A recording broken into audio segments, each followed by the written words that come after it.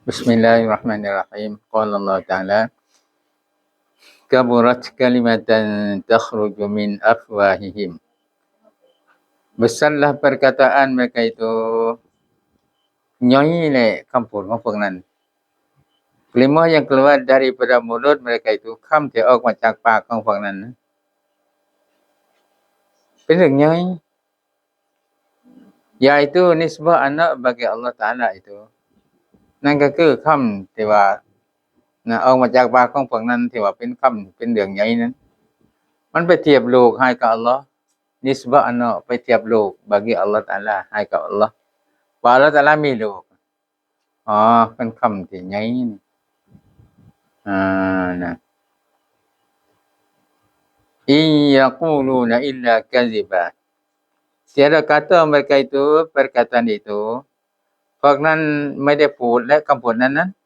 melainkan dusta semata-mata ยกเว้นโกหกท่าเดียวว่าแล้วว่า Allah Taala ยังรู้โกหกเลยพวกนั้นไม่ได้พูดคำพูดนั้นคำพูดที่ว่า Allah Taala มีโลกนั้น melainkan dusta semata-mata ยกเว้นโกหกท่าเดียว فلعلك باخع نفسك على آثارهم إن لم يؤمنوا بهذا الحديث Dan barangkali engkau membinasakan diri engkau ya Muhammad และบางที่เจ้าทำความเสียหายให้กับร่างของเจ้าเฮ้ Muhammad atas bekas mereka itu บนร่องรอยของพวกนั้น berpaling dari engkau พันจากเจ้า jika tidak beriman mereka itu dengan ini Quran ถ้าพวกนั้นไม่ได้iman ด้วย Quran นี้ asafa kerana susah hati บางที่เจ้านั้นทำความเสียหายให้กับตัวของเจ้าทำความเสียหายเพื่อน kerana susah hati เพราะว่ามันลำบากใจ dan duka cita engkau และเจ้าโศกเศร้า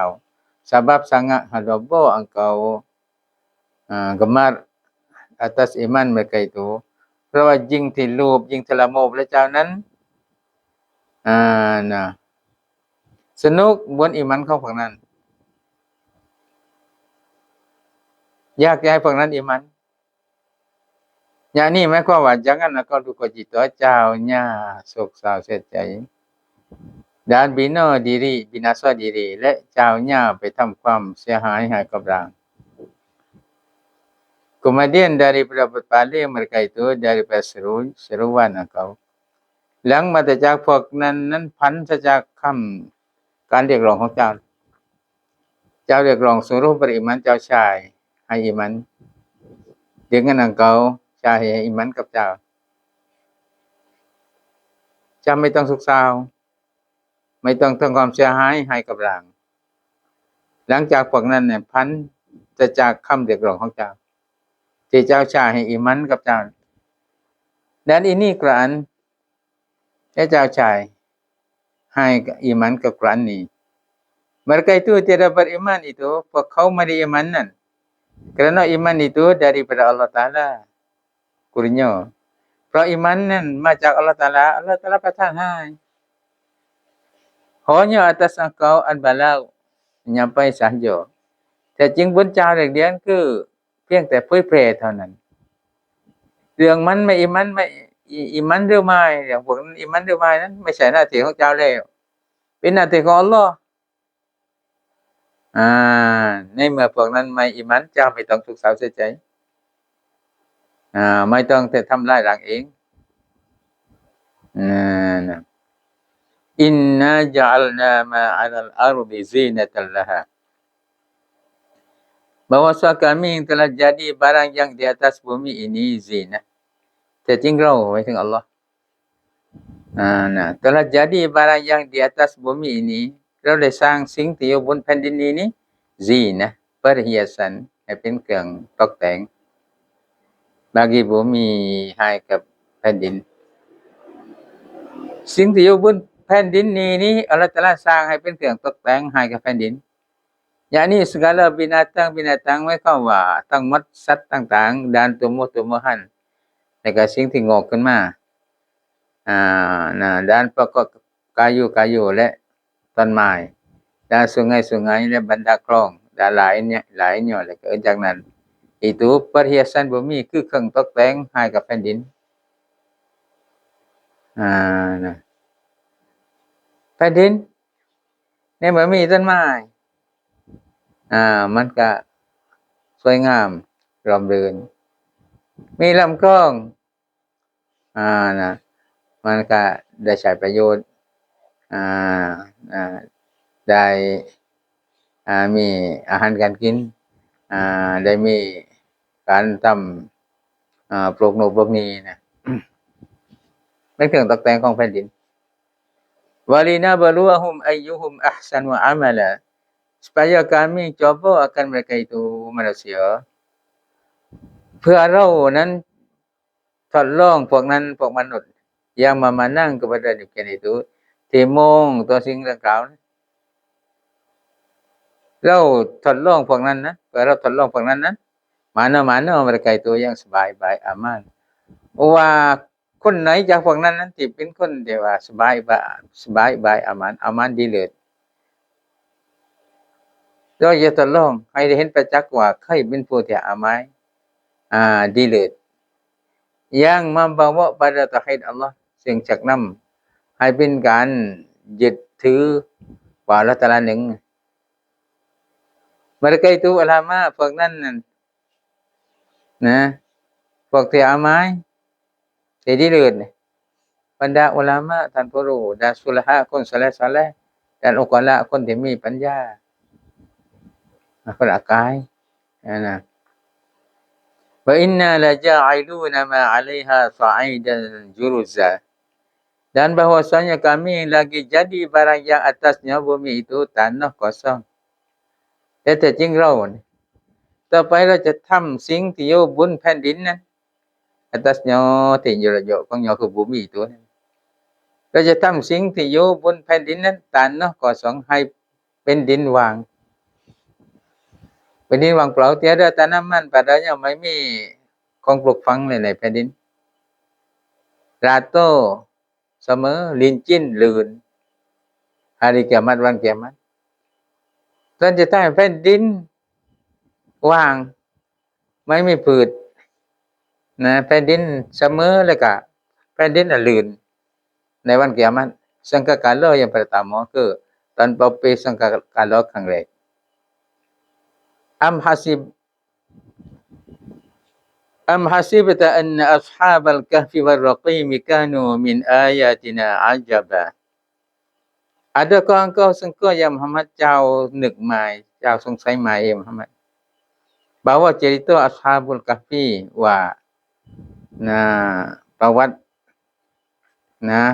ของ ashabul kahfi dan raqim itu ashabul raqim นั้น ada mereka itu daripada segala ayat kami yang ajaib saja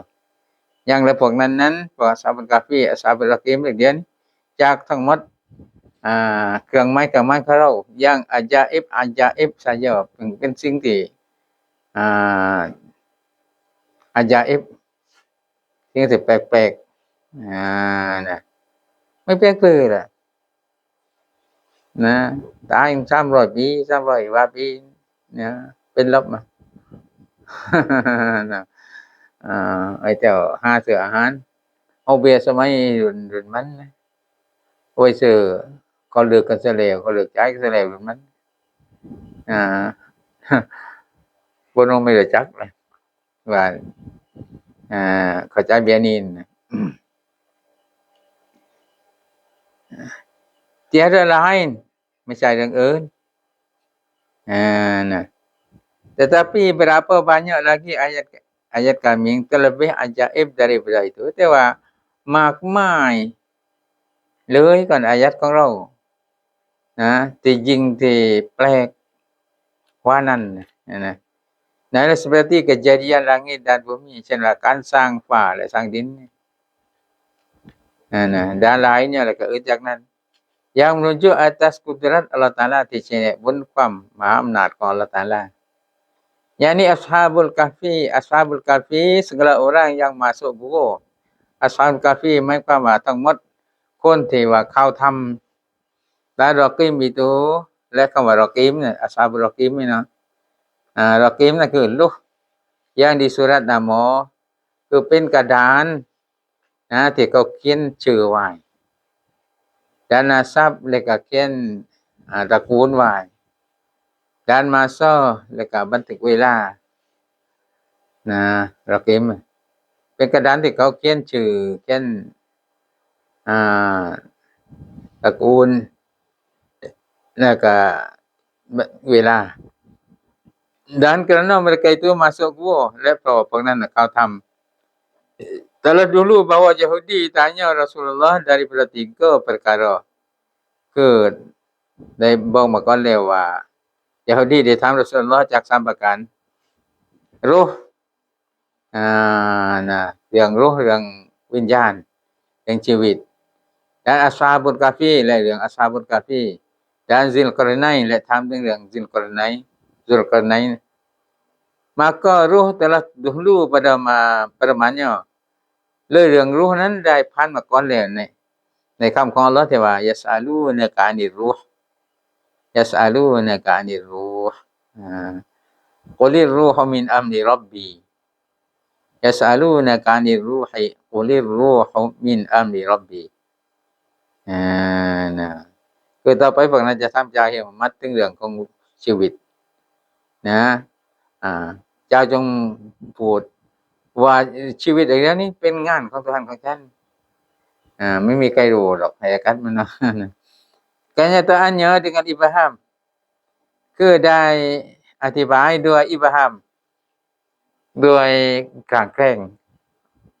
adapun Ashabul Kahfi sambab dengan Ashabul Kahfi permanyo Allah Taala kau wa iz awal fityatu ilal kahfi adapun Ashabul Kahfi wallahu a'lam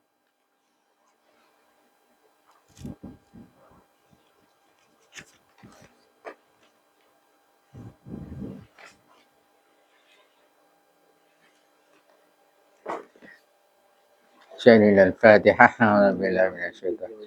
Bismillahirrahmanirrahim Alhamdulillah Ar-Rahmanirrahim Iyyaka na'budu wa nasta'in Shiratal ladzina an'amta 'alaihim Allahumma shalli 'ala sayyidina Muhammad tabarak wa ta'ala Bismillahirrahmanirrahim Allahumma inna na'udzubika min qalbin la yakhsha wa 'amalin la yurja Allahumma zidna 'ilman wa fahma Allahumma ij'alna minal ulama'il 'amilin wa sallallahu 'ala sayyidina Muhammad wa 'ala alihi wa sahbihi Subhana rabbika rabbil 'izzati 'amma yasifun wa salamun 'alal mursalin